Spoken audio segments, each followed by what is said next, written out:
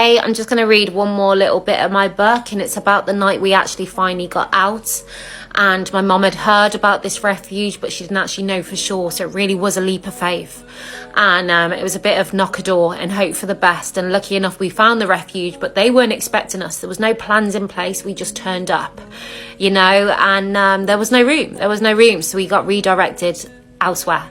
And this is the bit about that.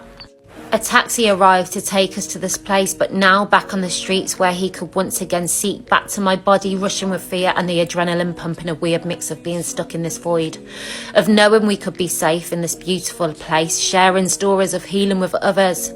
It's there in sight, there for the taking, just one more night, but we have one last fight.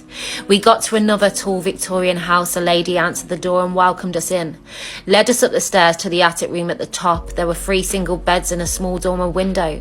It was very pretty with pink floor quilts and dark teak furniture. This was actually happening. She's leaving. This is it. We giggled at the old-fashioned bits placed around, making fun of the horrendous situation we found ourselves in, with every now and then thoughts seeping in, scared of letting him down and how sad he would feel, but also how cross he would be. An empty house and just him.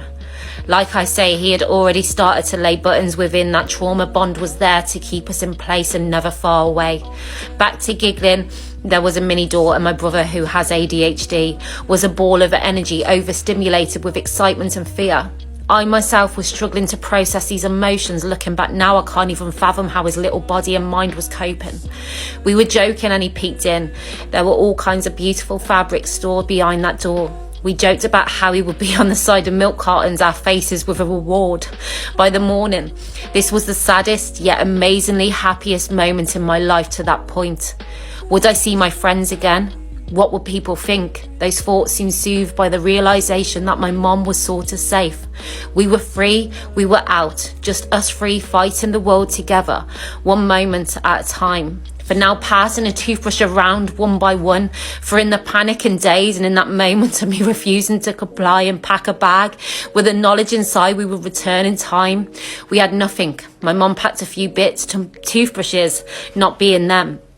There was a garage next door. We had to face the night and go there together in a pack, 2 watchers and 1 buyer, all feeling the same fear. We had come so far. Now please don't see his car.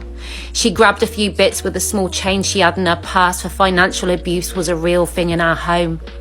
For we hadn't eaten, of course, we needed to brush our teeth, so 1 toothbrush would do us. I didn't care for this, would become a part of my story.